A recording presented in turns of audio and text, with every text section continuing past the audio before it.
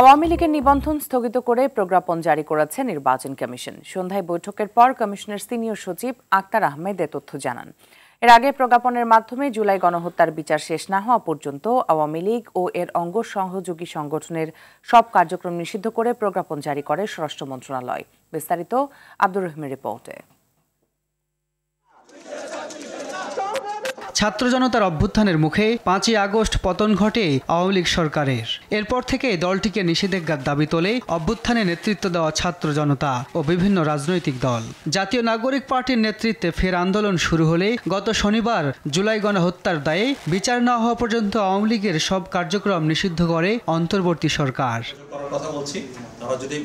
সোমবার বিকেলে স্বরাষ্ট্র মন্ত্রণালয় এ বিষয়ে প্রজ্ঞাপন জারি করে। এতে বলা হয়, আন্তর্জাতিক অপরাধ ট্রাইব্যুনালে বিচার শেষ না হওয়া পর্যন্ত আওয়ামী লীগ ও এর অঙ্গ সহযোগী সংগঠনের সকল কার্যক্রম নিষিদ্ধ করা হলো। যে কোনো ধরনের প্রকাশনা, গণমাধ্যম, অনলাইন, সামাজিক যোগাযোগ মাধ্যমে প্রচারণা, মিছিল, সভা সমাবেশ, সম্মেলন আয়োজন সহ যাবতীয় কর্মকাণ্ড নিষেধাজ্ঞার মধ্যে রয়েছে। প্রজ্ঞাপন জারির পরই সেই ধারাবাহিকতায় দলটির নিবন্ধনের বিষয়ে বৈঠকে বসে নির্বাচন কমিশন।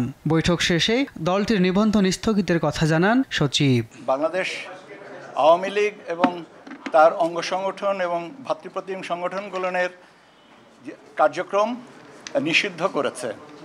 তার ধারাবাহিকতায় ইলেকশন কমিশন সিদ্ধান্ত নিয়েছে যে আওয়ামী লীগের নিবন্ধন স্থগিত করা হলো। সেই অনুযায়ী আমরা আজকে গেজেট নোটিফিকেশনটা জারি করেছি। আব্দুর রহিম, RTV, ঢাকা।